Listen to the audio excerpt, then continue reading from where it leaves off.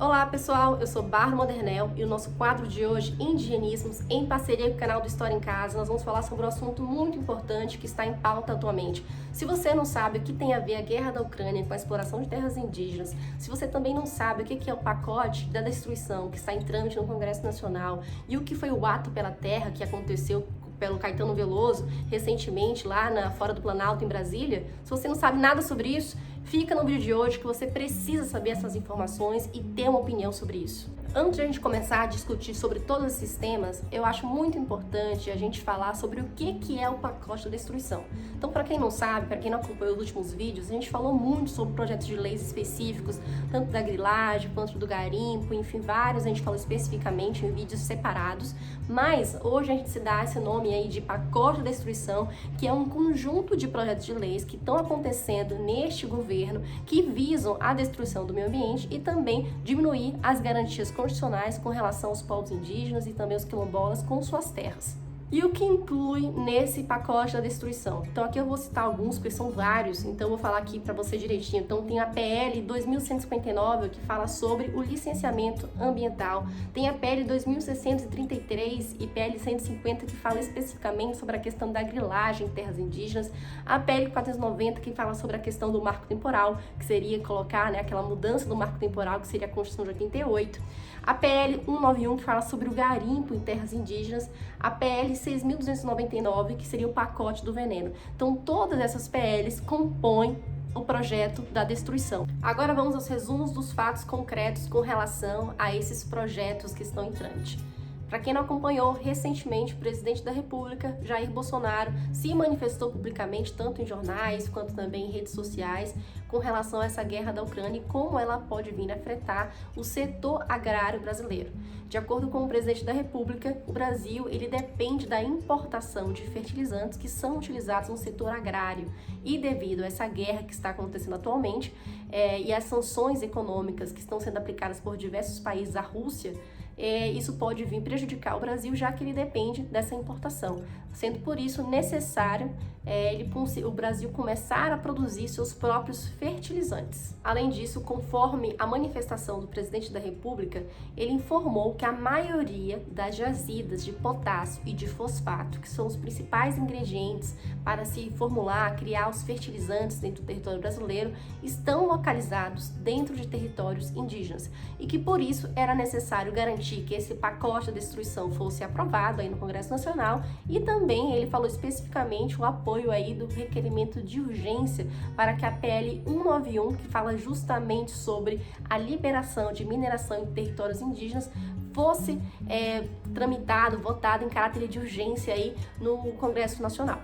Enquanto acontecia uma das maiores mobilizações nacionais em prol dos povos indígenas, quilombolas e do meio ambiente em si, do lado de fora do Planalto, esse movimento chamado de Ato pela Terra, que foi aí encabeçado pelo Caetano Veloso, que se juntou com a articulação dos povos indígenas, com movimentos sem terra, com artistas globais, lideranças indígenas, movimento dos quilombolas, tudo isso para contestar e protestar esse trâmite desse projeto de lei aí no Congresso Nacional. O presidente da Câmara, Arthur Lira, no dia 9/3, no mesmo dia que estava acontecendo esse ato pela terra, ele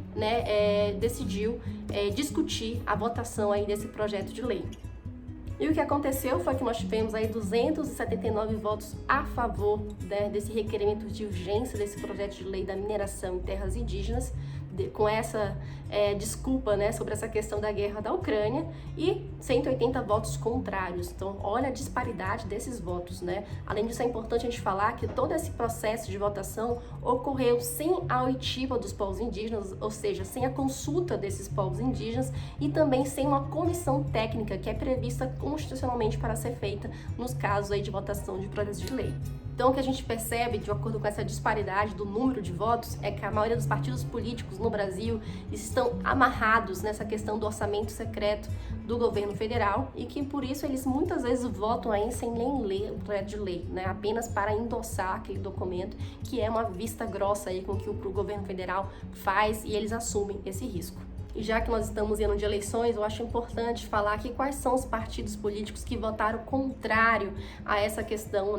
do requerimento de urgência dessa PL. Foi aí o PT, o PSB, o PDT, o PSOL, o PCdoB, o PV e Rede, né, que foram votos contrários a esse projeto de lei. E agora, a parte mais importante é desmascarar essas mentiras que são aí manifestadas publicamente pelo governo federal. Para vocês terem uma ideia, né, o ISA, que é o Instituto Socioambiental, e a Universidade Federal de Minas Gerais, que é o UFMG, eles fizeram uma pesquisa recentemente e foi descoberto que a maioria das jazidas de potássio, né, e de fosfato estão fora das terras indígenas. Para vocês terem uma ideia, apenas 1,6% das jazidas de potássio estão em terras indígenas e apenas 0,4% do fosfato estão em terras indígenas. Esses dois ingredientes é o que justamente o governo federal utiliza aí como uma desculpa, né, para explorar as terras indígenas, já que são os ingredientes básicos e necessários para se fabricar os fertilizantes. Agora vamos entrar numa parte bem importante também, que é necessário discutir e passar essa informação adiante.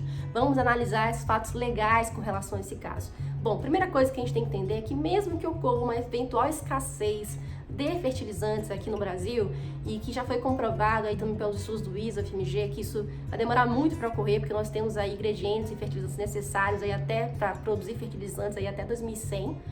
Então, mesmo que isso venha a ocorrer, isso não tem um condão de retirar os direitos que já estão garantidos, né, na nossa Constituição de 88, que é a nossa atual Constituição que está em vigor, que os povos indígenas possuem, né? Ou seja, os povos indígenas possuem usufruto exclusivo de suas terras. Então, isso não tem um condão de retirar, até porque mesmo sendo uma questão importante, que vá realmente prejudicar o setor agrário, isso é um ponto pequeno em relação ao que está previsto na nossa Constituição com relação a esse grupo, né, que envolve aí diversas comunidades tradicionais no nosso Brasil.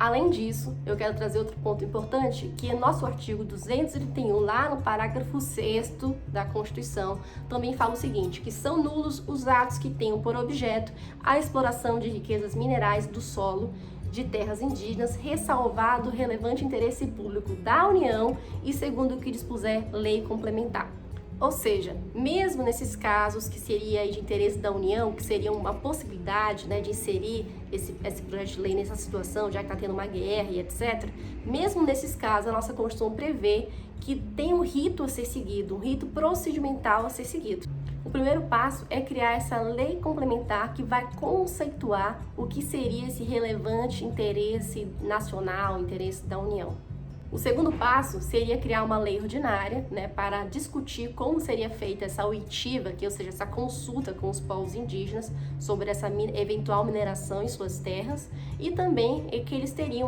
que ter uma lei ordinária falando, especificando como seria a participação dos indígenas com relação àquela lavra que será retirada do seu território. E, por fim, é necessária a autorização do Congresso Nacional para cada caso elencado.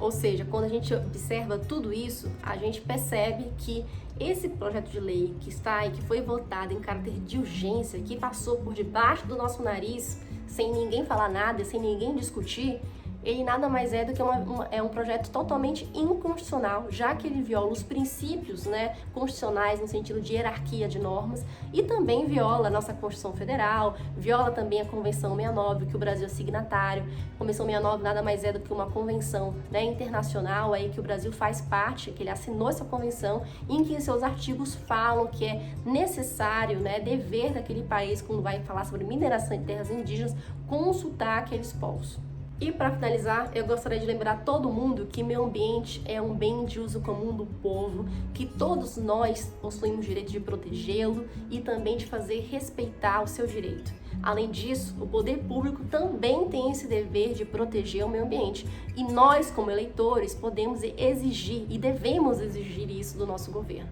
Então, eu espero que isso tenha aclarado as suas ideias, que você consiga pegar essas informações e lutar com a gente em prol desse movimento. Faça a sua escolha e venha com a gente.